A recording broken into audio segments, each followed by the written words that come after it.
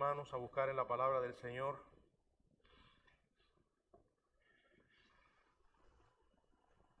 En Marcos capítulo 8.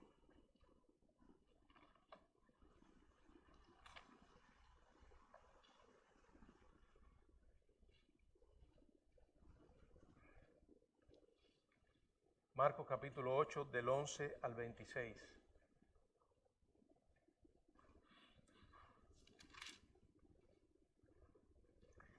Vinieron entonces los fariseos y comenzaron a discutir con él, pidiéndole señal del cielo, para tentarle. Y gimiendo en su espíritu dijo: ¿por qué pide señal esta generación? De cierto os digo que no se dará señal a esta generación. Y dejándolos, volvió a entrar en la barca, y se fue a la otra ribera.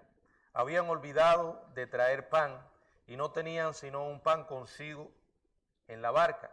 Y él les mandó diciendo: mirad, guardaos de la levadura de los fariseos y de la levadura de Herodes.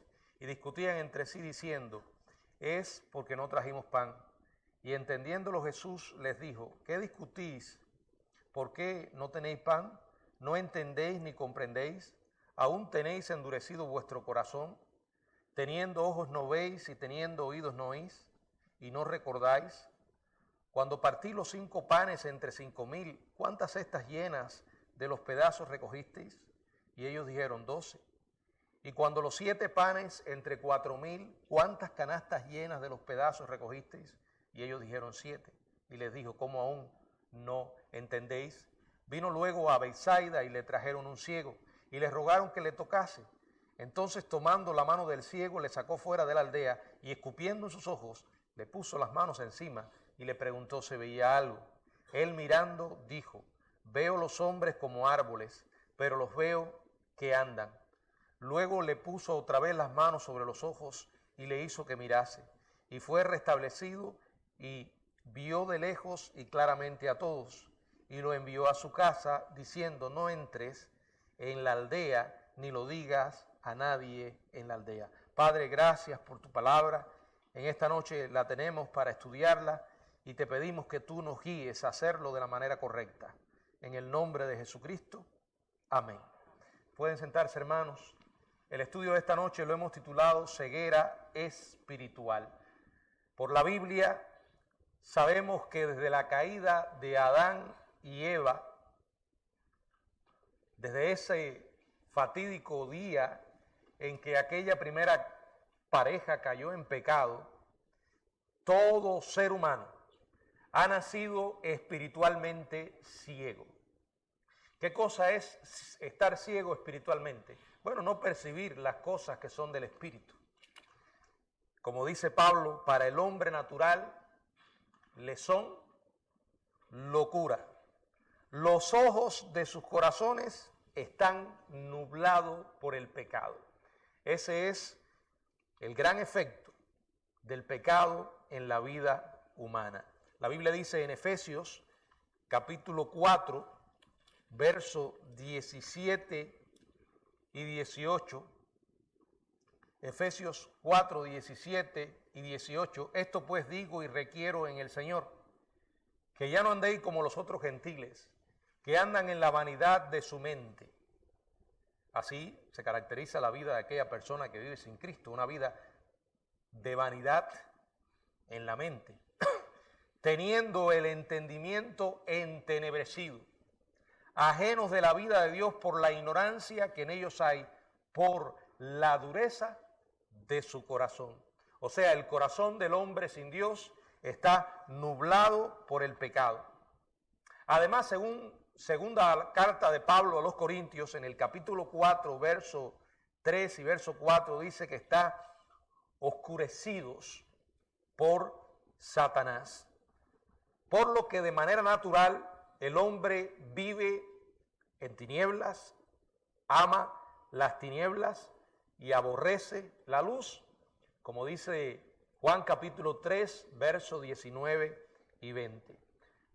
Estar ciego, estar endurecido, andar en tinieblas, es que el hombre es incapaz de comprender la verdad de Dios.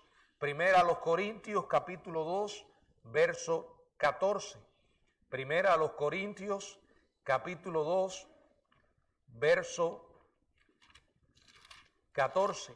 Dice la palabra del Señor, pero el hombre natural, ya lo mencionamos, no percibe las cosas que son del Espíritu, porque para él son locura, y no las puede entender porque se han de discernir espiritualmente. O sea, una persona sin Cristo no puede percibir la realidad de su condición perdida, y cuando escucha el Evangelio le es locura.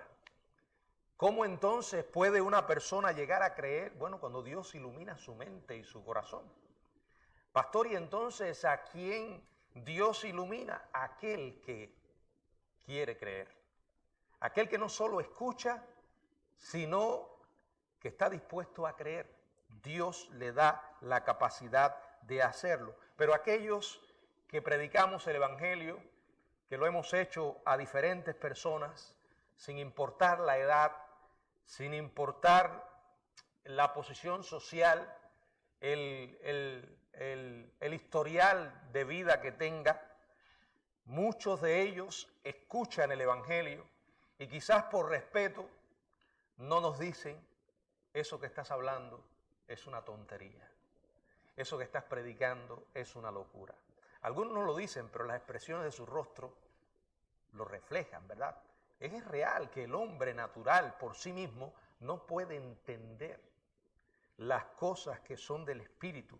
El Evangelio mismo, la buena nueva de que Dios dejara su gloria y viniera a este mundo, naciendo de una virgen en un humilde establo, un comedero de animales, y que viviera en una condición humilde, hijo de una doncella y un carpintero, que se enfrentara con una muerte terrible, se dejara matar con la más espantosa muerte. Bueno, eso el mundo no lo entiende. ¿Por qué? Porque esa no es la mentalidad natural del hombre. El hombre mira esa historia como un fracaso, mira esa historia no como una victoria, sino como una derrota, porque así no suceden las cosas en nuestro mundo. Pero la Biblia nos enseña que los pensamientos de Dios no son nuestros pensamientos y que Dios ha querido salvar a la gente por la locura de la predicación. Para algunos esta ceguera es temporal, pues por la gracia de Dios sus mentes son iluminadas por el único que puede hacerlo, el Espíritu Santo. Y entonces ven la verdad del Evangelio y aceptan a Jesucristo como su Salvador. Para otros, esa ceguera espiritual es permanente y es eterna. ¿Por qué? Porque no están dispuestos a creer. No están dispuestos a arrepentirse y recibir el regalo de la salvación. Porque lo que han escuchado no les conviene. Y al negarse a aceptar a Jesús como Salvador, permanecen en un estado de rebeldía contra Dios. Y estando la ira de Dios sobre ellos, el destino seguro que les espera es el infierno. No podemos endulzar las verdades que están en la Biblia y que son claras. La Biblia nos enseña una y otra vez del cielo y nos habla del infierno.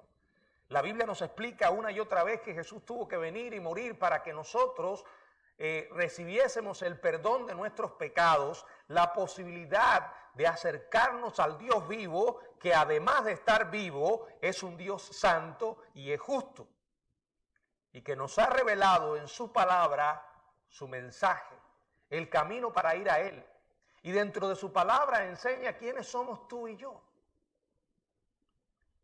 Y la imagen que pinta no es, por cierto, agradable al hombre natural.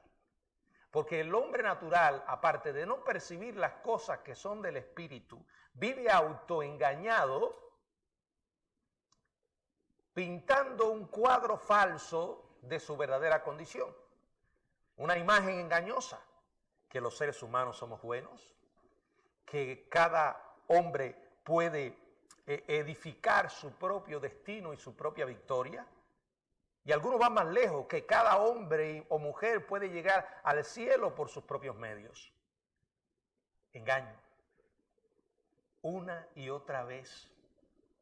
Es como aquellos que van a ver a un profesional de la salud, un doctor, y no están dispuestos a escuchar el diagnóstico.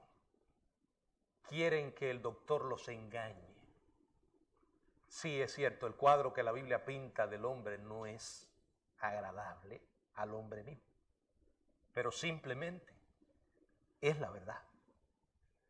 Y es no la verdad de un ser humano, es la verdad de Dios, que comienza diciendo: todos somos pecadores. Y cuando la Biblia dice todos, es todos. Todos ofendemos a Dios y lo hacemos muchas veces. Y la Biblia es clara cuando establece: la paga por el pecado es la muerte.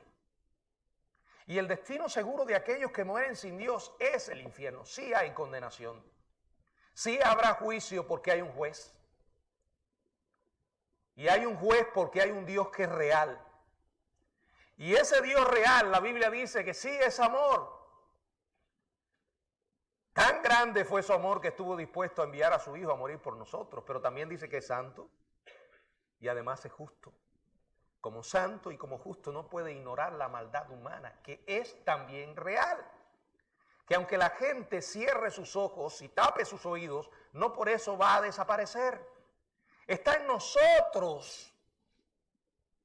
¿Cuántas veces no llenamos nuestras mentes de pensamientos que sabemos que son malos? Malos para nosotros y malos para otros.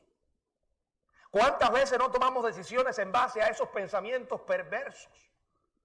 Decisiones que afectan la vida de otras personas y nuestras propias vidas. ¿Cuántas veces no hemos tenido que ver de primera mano a un mundo violento, rebelde y en consecuencia trae sufrimiento una y otra vez? Tenemos problemas y estos problemas no van a desaparecer porque el libro de Dios, como el libro del médico perfecto, ya ha hecho el diagnóstico y ha dicho: el problema del hombre es el pecado. Ahora, algunos se niegan a reconocer que este es el libro de Dios. Se niegan a reconocer que las verdades que contienen vienen de Dios y que son reales. Algunos se autoengañan viviendo una fantasía en la que han creado un Dios según ellos, un Dios más parecido a ellos. Mire, escuche bien, si Dios es real, y lo es, no podemos cuestionar su capacidad para darse a conocer. El Dios de la Biblia no solo es real, sino que se ha dado a conocer. ¿Y cómo lo ha hecho? Principalmente a través de la Biblia. Ese es su libro. Bueno, ¿y por qué tú sabes que es el libro de Dios?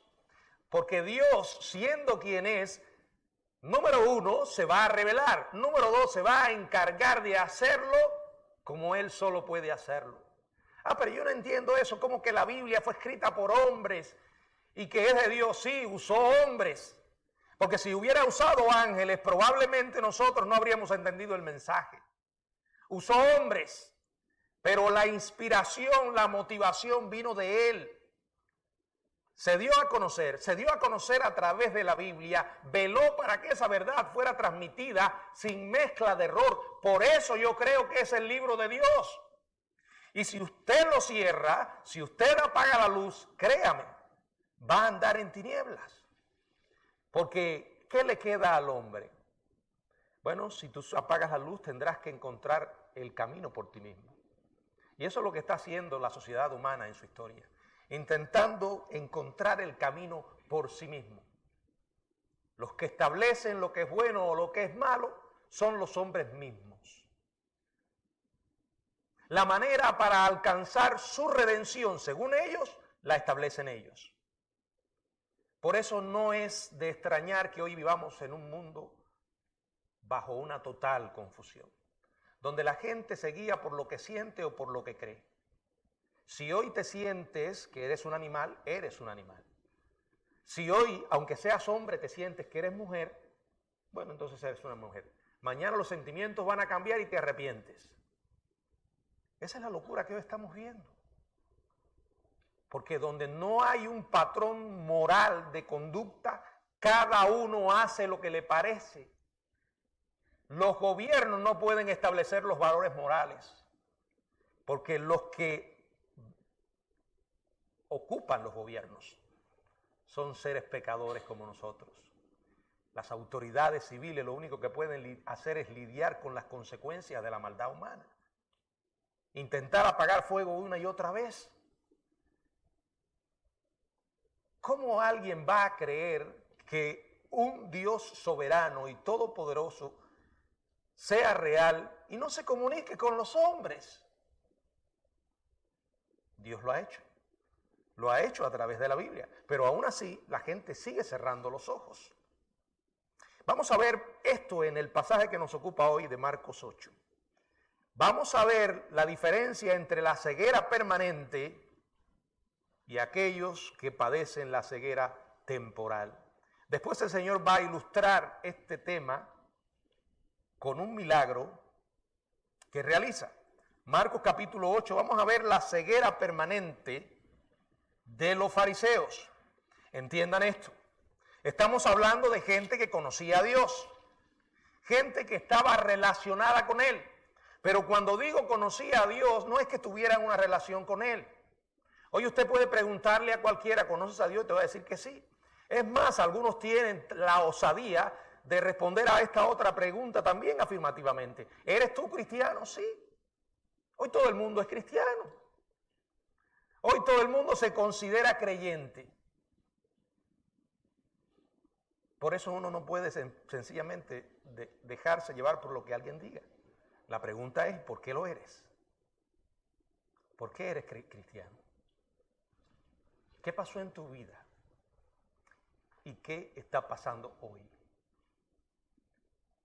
Porque algunos lo único que tienen que contar es una historia pasada. Un día yo me arrepentí, el pastor estaba predicando, me dijo que hiciera la oración de fe, la hice y por eso soy salvo. ¿Seguro? ¿Estás seguro de que si hoy murieras irías al cielo? ¿Es Jesús para ti hoy tu Salvador? Bueno, y si lo es, ¿por qué no vives para Él? Y si lo es, ¿por qué no te importa lo que a Él le importa?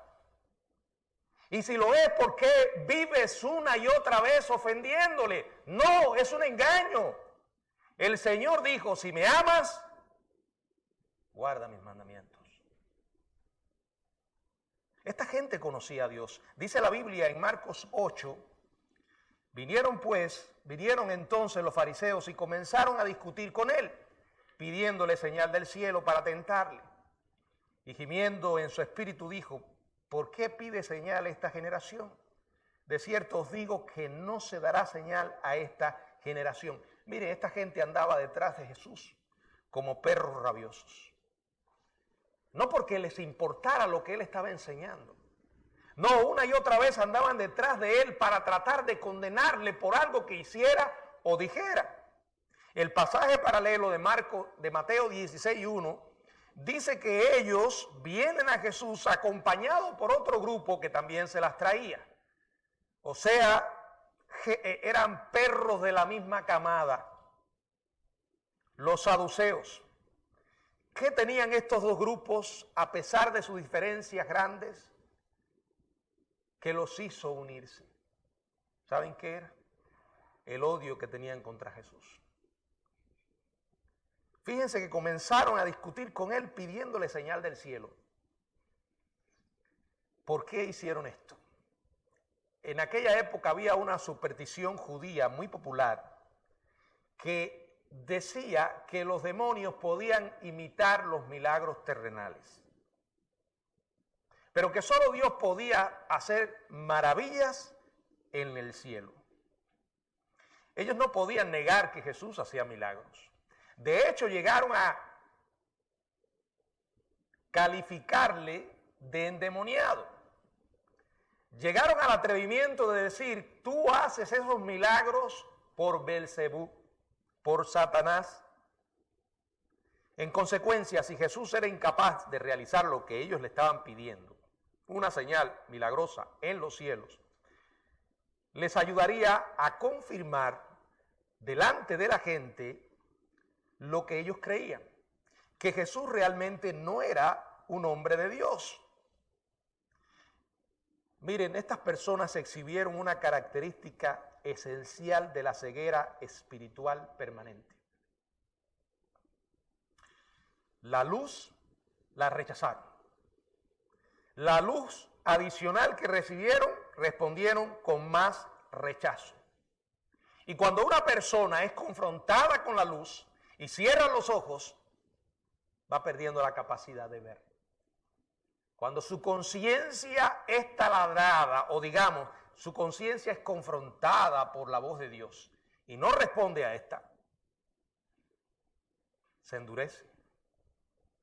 El rechazo lleva a más rechazo.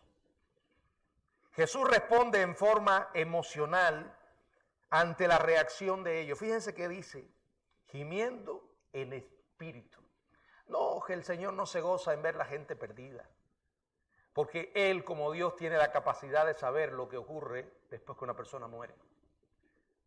Él mejor que nadie entiende lo que significa estar condenado, porque por eso murió. Él sabe las consecuencias del pecado.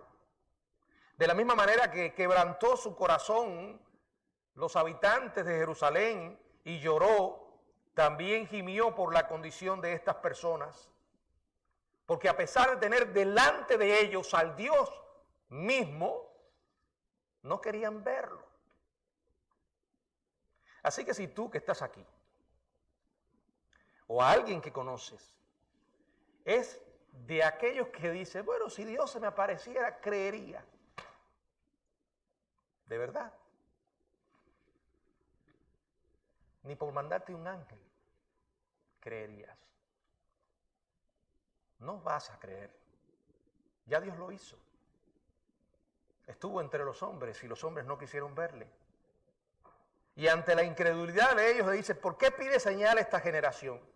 Al igual que sus antepasados que vivían en apostasía y perseguían a los profetas, los judíos de la época de Jesús eran igualmente infieles. Al ser confrontados con la luz, corrieron a meterse en la oscuridad de sus tradiciones santurronas. Hay gente que se refugia en su religión,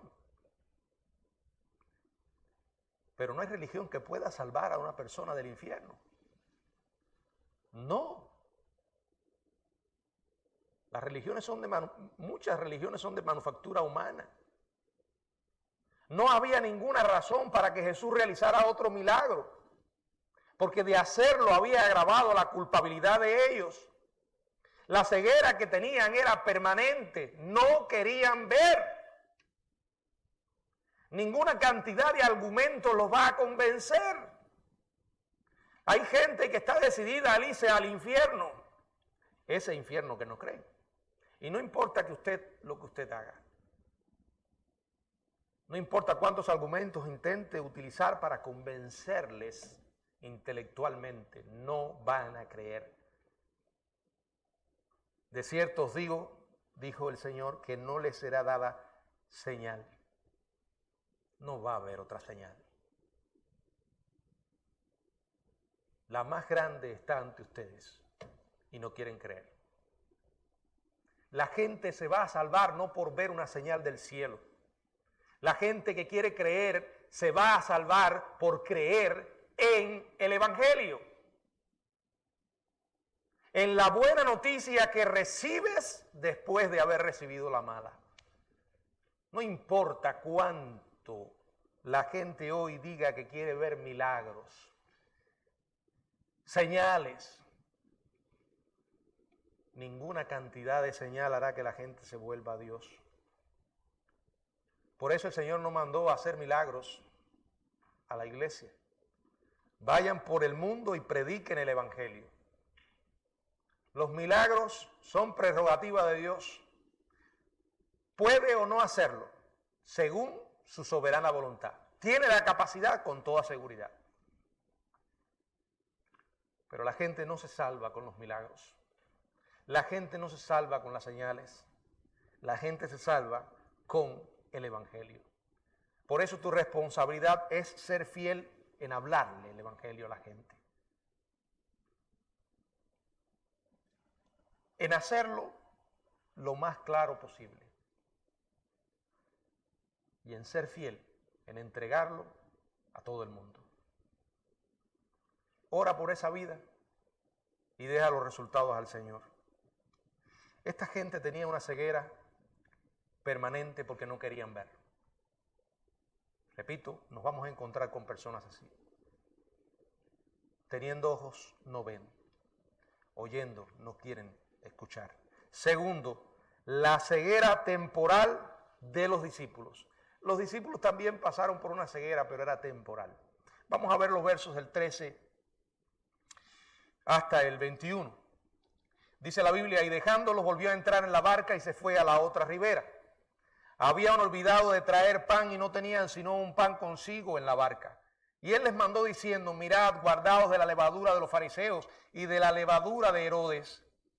Y discutían entre sí diciendo, esto es porque no trajimos pan. Y entendiéndolo Jesús les dijo, ¿qué discuten? ¿Por qué discutís? ¿Por qué no tenéis pan? ¿No entendéis ni comprendéis? ¿Aún tenéis endurecido vuestro corazón? Teniendo ojos no veis y teniendo oídos no oís. ¿Y no recordáis? Cuando partí los 5 panes entre los 5,000, ¿cuántas cestas llenas de pedazos recogisteis? Y ellos dijeron, 12. Y cuando los 7 panes entre 4,000, ¿cuántas cestas llenas de los pedazos recogisteis? Y ellos dijeron 7. Y les digo, ¿cómo aún no entendéis? Bueno, ya había dejado atrás a los incorregibles fariseos y saduceos. Jesús y sus discípulos vuelven a entrar en la barca, se van a la otra ribera. Los dirigentes religiosos de Galilea habían rechazado la luz y las tinieblas se asentaron porque la luz se había ido. No, Dios no va a obligar a nadie a creer. Él creó al ser humano con la capacidad de tomar decisiones. Dios te hace la oferta, es tu decisión lo que vas a hacer con ella. Tienes la capacidad de elegir entre Cristo y el diablo. Entre la familia de Dios y la familia del diablo. No hay una tercera familia, no te engañes. Entre el cielo o el infierno. Puedes elegir.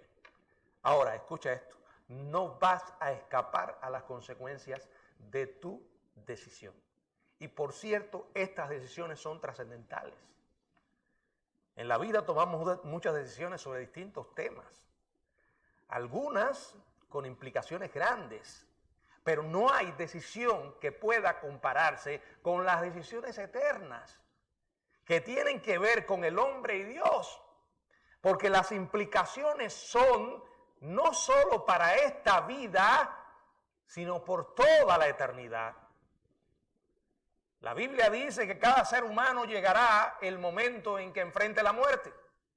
Y después va a encontrarse con su Creador. Hay un juez y habrá un juicio. ¿De dónde sale eso? ¿De una religión? No. Eso no sale de la mente humana. Sale del libro que tú y yo conocemos como la Biblia. El libro de Dios. ¿Y por qué usted dice que es el libro de Dios? Porque lo es. Imagina por un momento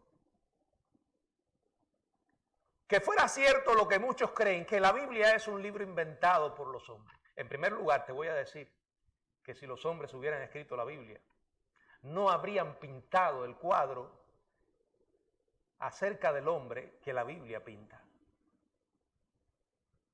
¿No te hace eso pensar? Es como tú, que escribieras un libro acerca de tu persona. Generalmente lo que hace el hombre es que oculta su parte fea. Yo he leído muchísimas biografías y algunas de verdad me dejan al final con un sentimiento de depresión, porque uno dice, ¿y esta gente en qué planeta vivían? Te da la impresión que son seres perfectos, que no cometían errores. Si usted ha leído la Biblia, va a encontrar que los hombres y mujeres de los que Dios habla, los pinta con sus virtudes y sus defectos. Te habla de un David que era conforme al corazón de Dios y mató a un gigante y llegó a ser rey de Israel, el rey más grande que conocieron los judíos, pero con un lado oscuro, que una vez cayó bien profundo: adulterio, homicidio. Piensa, si ese libro hubiese sido escrito por los hombres, esos pasajes no aparecerían. No encontrarías pasajes como los que están en Romanos, donde te dice que no hay justo ni aun uno. Claro, mira, si no has leído la Biblia no puedes entender para nada lo que estoy diciendo. Pero los que conocemos la Biblia saben de qué estoy hablando. Romanos, los primeros capítulos de Romanos pintan un cuadro terrible de la condición humana. Nunca, ahora menos todavía, he dudado de que este es el libro de Dios. Que hay cosas que todavía me cuesta entender, ok. Pero también creo que su intérprete está conmigo, su espíritu, y que cuando lo diga, Él me llevará a disipar esas dudas que pueda tener. Pero no he dudado. Cada vez que lo leo, más me confirmo que es el libro de Dios. Aún así, la gente les molesta, los rechazan. Mientras Jesús cruzaba el lago, después de haber dejado a los escribas y fariseos, aumentaba el hambre. Los discípulos se dieron cuenta de que habían olvidado el pan y no tenían sino un pan en la barca. Aunque estaba mucho tiempo con Jesús, ellos tenían una manera de pensar primariamente natural. Me identifico con ellos porque a veces nos pasa a nosotros. Sin hacer caso del hambre que ellos tenían, Él les manda: mirad, guardaos de la levadura de los fariseos y de la levadura de Herodes. El relato paralelo de Mateo 16:6 dice que Jesús en esta amonestación también incluye a los saduceos. Cuando Él habla de levadura, está empleando este término porque en la Biblia la levadura simboliza la influencia. Dado que una pequeña cantidad de levadura puede impregnar una cantidad grande de masa y hacer que se hinche, esto sirve como ejemplo de cuán dañinas pueden ser las influencias espirituales perversas. O cuando son positivas, también la influencia es positiva. Pero en este caso está hablando de la levadura de los fariseos. Una levadura marcada o caracterizada por la hipocresía personal. Un sistema de obras de justicia externas, superficiales. Sus vidas eran un fraude espiritual y eso era lo que enseñaban a la gente. Si usted es una persona que no vive una fe auténtica y que, como los escribas y fariseos, ha montado su propio circo, su propio teatro, créame, va a recoger los dividendos. Cuando una persona no vive una fe verdadera, los demás se dan cuenta. Quizás no tanto cuando estamos una hora en un estudio bíblico, o 2 o 3 horas en los domingos, pero ¿qué me dicen de aquella gente que nos ve vivir en nuestros hogares? Donde somos lo que somos. Como solía decir Tim LaHaye, ¿quiere saber si una persona está llena del Espíritu Santo? Obsérvalo cómo se comporta en su casa. No mires el show que monta los domingos. Obsérvalo en su casa, donde es lo que es, donde nadie lo está mirando, donde las máscaras se quitan, donde reflejas tu verdadera condición. cuando no somos auténticos en nuestra fe, otros lo ven. Y los primeros que se dan cuenta son nuestros hijos. Aún siendo bien pequeños. Probablemente a ti y a mí como padres se nos olvide el acto de hipocresía que hicimos cuando ellos eran pequeños, pero ellos no lo van a olvidar. Y lo más triste de todo esto es que algunos la imagen que llegarán a tener de Dios es la que sus padres les mostraron. La hipocresía siempre es mala. La levadura de Herodes se refería a la conducta depravada e inmoral que caracterizó a Herodes Antipas. En otras palabras, guárdense de la mala influencia, ya sea religiosa o moral. No imiten los malos ejemplos, porque se te van a pegar como sanguijuelas para drenar tu vitalidad espiritual. Andarán al acecho. Claro, cuando Jesús les advierte, tengan cuidado, guárdense de la levadura de los fariseos y de la levadura de Herodes, ellos van a pensar, esto fue porque no trajimos pan. El Señor pacientemente les pregunta, ¿qué discuten? ¿Porque no tenéis pan? Bueno, esta era una conversación que reflejaba cierto nivel de inmadurez, falta de entendimiento y fe débil. Pero el Señor fue paciente y con varias preguntas retóricas los confronta. ¿No entienden? ¿No comprenden? ¿Aún está endurecido vuestro corazón? Teniendo ojos no veis y teniendo oídos no oís. Por cierto, aquí está hablando de personas con ceguera temporal. Lo podríamos aplicar a los cristianos, porque tú y yo estamos aquí porque tenemos ojos, nos lo dio Dios, y no precisamente ojos físicos, sino espirituales. Tenemos oídos, o sea, podemos entender y les habla. En 2 ocasiones recientes habían presenciado cómo Jesús creó alimentos para miles de personas. Si ustedes vieron eso, ¿cómo es posible que estén preocupados por el pan? El Señor está con ustedes, el proveedor del pan está con ustedes. Por eso les dice, ¿y no recuerdan cuando partí los 5 panes entre 5,000? ¿Cuántas cestas llenas de los pedazos recogieron? Y ellos dijeron 12, y cuando los 7 panes entre 4,000, ¿cuántas canastas llenas de pedazos recogieron? 7. Están en la presencia del Creador. Teniendo a Dios con ellos, ¿cómo era posible que estuvieran pensando en la carencia de comida? El Señor les está diciendo, mis lecciones son espirituales. El enfoque que ustedes deben mantener es espiritual. No estoy hablando del pan material. Fíjense que les dice, ¿aún no entendéis? Bueno, esta fue una ceguera temporal porque al final ellos entendieron. Alguien que lea Mateo 16:12. Mateo 16:12.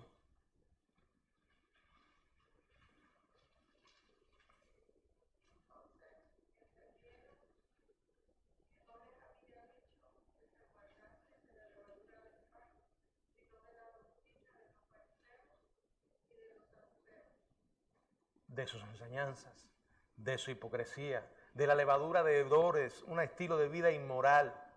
Tengan mucho cuidado, porque esa levadura es letal. Hace un daño terrible. Y qué importante es que nosotros también mantengamos el mismo discernimiento. Muchas veces abrimos la Biblia y estamos leyendo la palabra y por momentos no nos damos cuenta lo que Dios nos está diciendo. Hay momentos en que como los discípulos, teniendo ojos para ver y oídos para oír, no vemos ni oímos. Pero en los cristianos esa ceguera es temporal. Esa frialdad es temporal. Dios va a aclarar tus ojos. Y qué bueno es que cuando Él lo haga seamos lo suficientemente humildes para reconocer lo que Él nos quiere decir y lo que Él nos está enseñando. Dios te va a hablar todos los días. De hecho, lo está haciendo. Pero yo no lo escucho. Es tu problema, no es el de Él. Dios no ha dejado ni va a dejar de hablarnos. Por eso la Biblia dice, recibid con mansedumbre la palabra implantada. Recíbela con mansedumbre. Ya sea que estés ante un maestro humilde, un predicador poco carismático, pero ese maestro como ese predicador puede ser el instrumento que Dios use para hablarte a tu vida. Ya sea que te encuentres en lo más privado de tu casa o de cualquier otro lugar con el libro de Dios, Dios te va a hablar. Debes ir a Él con una actitud humilde, recordando que Dios mira de una manera muy especial a aquel que es humilde y que tiembla a mi palabra, dice Dios, y miraré a aquel que es humilde y que tiembla a mi palabra. ¿Crees todavía que Dios te habla? ¿Vas a Él para que te hable?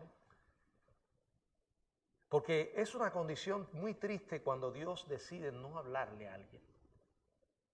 Si lo dudas, busca la historia de Saúl.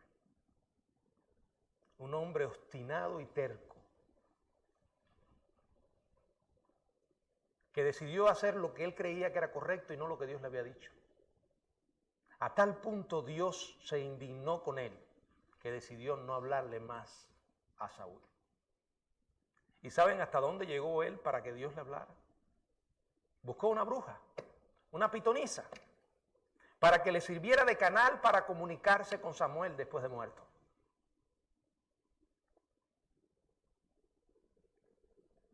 Escucha, si Dios te habla y tú no lo escuchas, la próxima vez que Dios te hable, su voz te va a parecer más baja.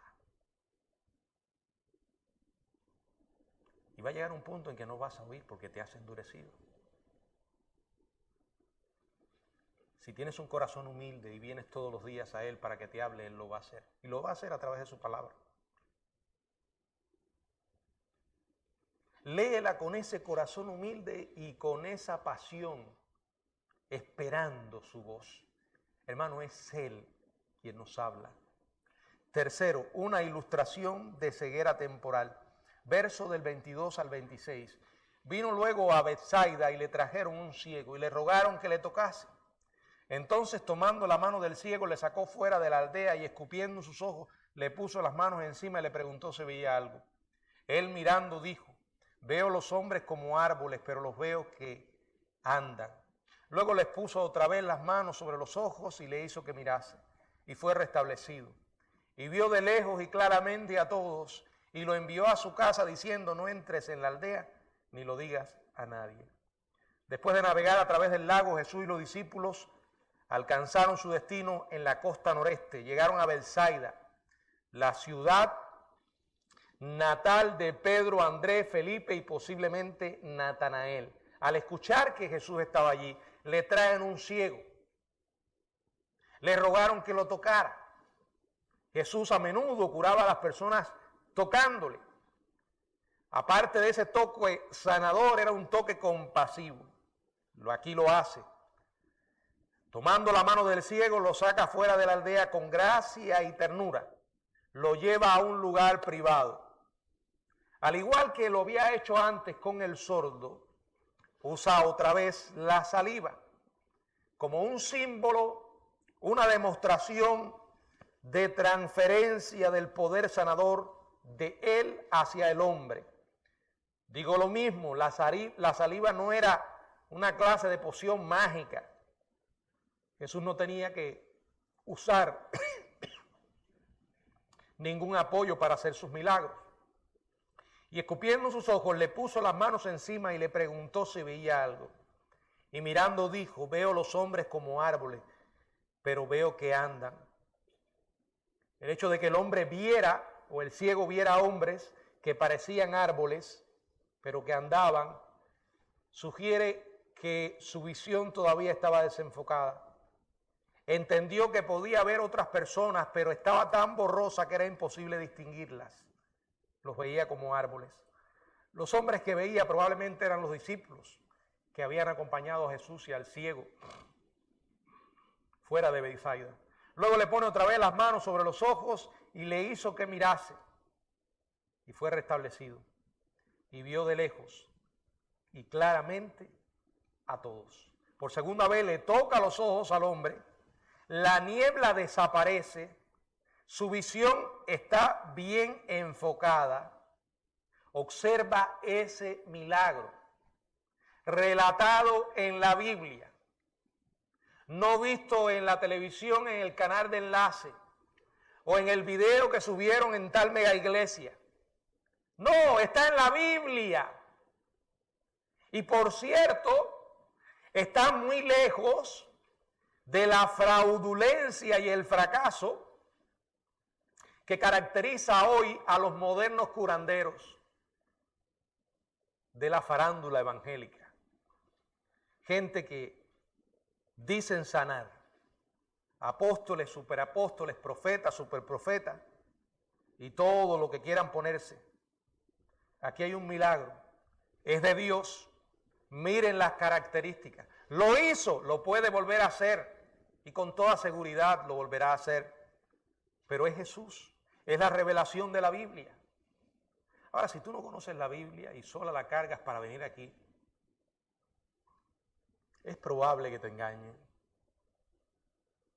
¿Por qué? Porque la naturaleza humana se embobece con lo espectacular. Tenemos un lado humano que nos gusta las cosas espectaculares, lo que llama la atención. Cuando abro la Biblia no hay nada de espectacular en leerla. Tiene cosas espectaculares, pero para creerlas hace falta fe. En realidad la voz de Dios no grita alto, no grita y no lo hace, no vocifera. Es una voz simple, pero poderosa. Dios le restauró la vida a este hombre, la vista, y lo envía a su casa y le dice: no entres en la aldea ni lo digas a nadie. Nuevamente hace lo mismo que había hecho anteriormente. Le niega al acompañar al hombre fuera de la ciudad y negarle la oportunidad de regresar y proclamar lo que sucedió. Él quería que la incredulidad en Betsaida quedara permanente. Ellos estaban bajo juicio, se habían negado a creer, estaban sentenciados a una ceguera espiritual eterna, porque Dios es paciente. Pero no hay tal cosa como la paciencia eterna de Dios para la gente incrédula. No la hay. Es más, yo diría que tiene un límite. ¿De dónde lo saco? De la Biblia. Hay momentos en los que Dios dice: hasta aquí. ¿No quieres creer? Dios lo deja en sus propios caminos. En otras ocasiones, no espera a la eternidad para hacer juicio. Lo hizo con las ciudades de Sodoma y Gomorra. Lo hizo con la generación antediluviana y lo va a hacer con este mundo en el futuro.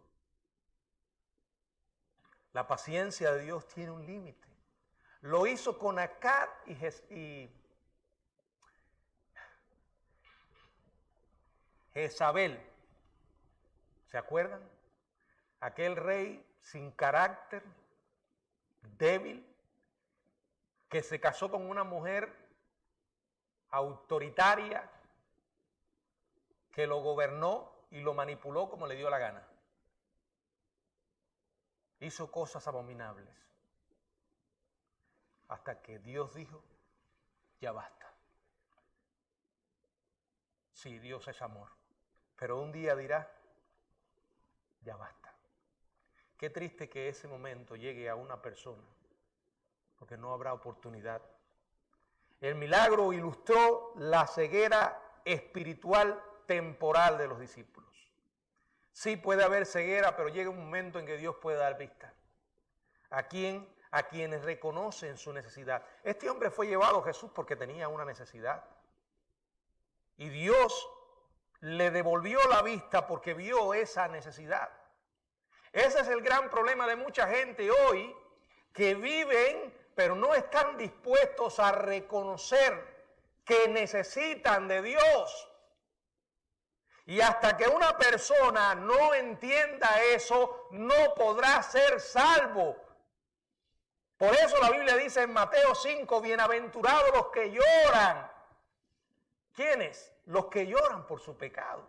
Para tú llorar por tu pecado tienes que reconocer, número uno, que existe, que está en ti, que como dice Pablo, en mi carne no mora el bien.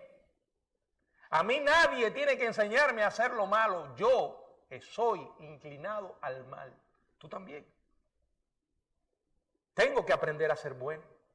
Necesito disciplinar mi vida para el bien, no para el mal. Para el mal no tengo que disciplinarme. Mi carne me arrastra al mal. Y tú también. Necesito la luz de Dios. Una persona no puede venir a Él si no reconoce su condición. Si no reconoce que está ciego. Ese hombre lo trajeron porque sabía que estaba ciego. Pero el gran problema es que la gente ciega cree que puede ver. Les ofende el mensaje de la cruz. Les ofende las verdades que Dios dice sobre nosotros. Que por cierto, aquí es para todo el mundo. Eso me incluye a mí, también a ti. Ahora, cuando uno viene a Dios con un corazón humilde, cuando uno llora, como dice la Biblia, bienaventurados los que lloran. Bienaventurados los pobres en espíritu. La gente que no tiene necesidad o no está dispuesto a reconocerla no es humilde. Y es por eso que el orgullo es el obstáculo número uno para que una persona se arrepienta. Yo no necesito a Dios. Yo no soy pecador. ¿No han oído eso?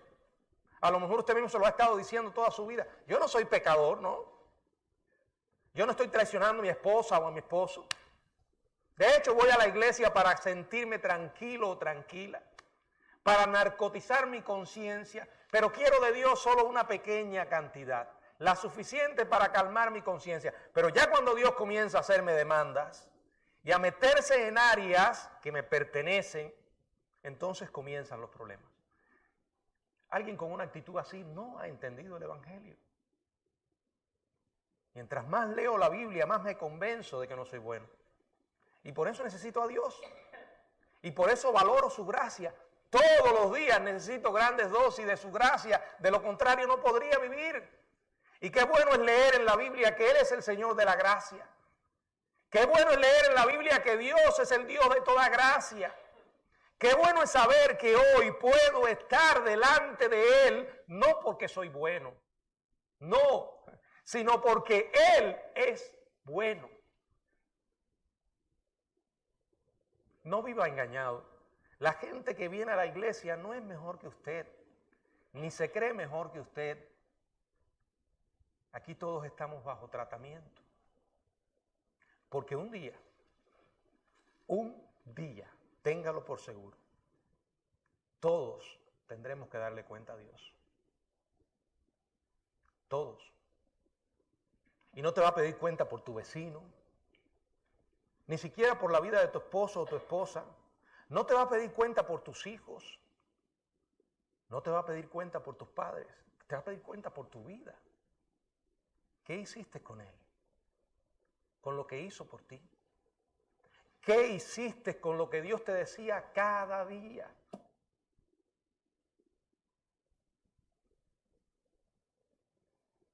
Mientras mayor es la confusión en el mundo, más necesitamos la luz de Dios. El Señor dijo, mientras yo soy la luz, mientras tienen la luz, anden en la luz. La luz vino al mundo y los hombres amaron más las tinieblas que la luz. Él es la luz. Él es la verdad. Él es el camino y Él es la vida.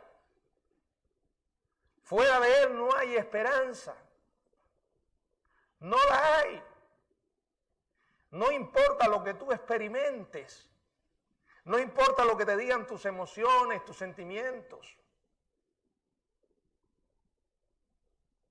Sin la revelación de Dios, el hombre queda en una oscuridad terrible. Ahora piensa por un momento qué enorme privilegio haberle conocido. Qué enorme bendición contar con su Biblia. Y por cierto, aquí les voy a decir algo. Cuando yo vengo a este libro,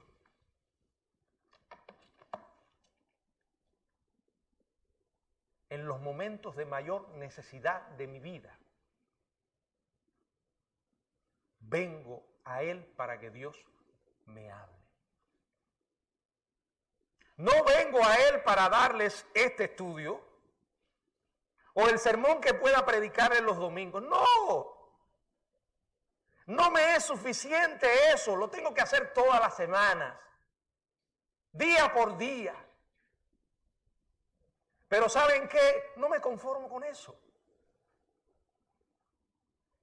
He orado y he dicho, Señor, dame palabra para darle a tu pueblo, pero eso no cambia cuando yo vengo a este libro y le digo, Señor, necesito que me hables. Solo tú conoces lo que estoy viviendo, las cargas que me agobian, las necesidades que tengo. Y por cierto, Padre, tú también sabes que ningún ser humano puede suplirla. Es un engaño creer que los hombres pueden darme lo que Dios solo me puede dar. Y miren, mi experiencia ha sido muchas veces que Dios me habla, hermanos. Quizás en el pasaje que menos imagino. De pronto me atrapa su palabra. Y como estoy solo, no me queda la menor duda que es para mí. Y lo mismo puede pasar con tu vida. Por eso es que yo insisto, machaco y remachaco. Si mañana van a acordarse de algo que enseñó durante tantos años el pastor de la iglesia El Camino, Miguel, me gustaría que se acordaran, él fue el que nos enseñó a amar la Biblia, a ir a la Biblia para que Dios nos hable. Porque hermano, vuelvo a insistir, sin la Biblia el hombre está en una total oscuridad.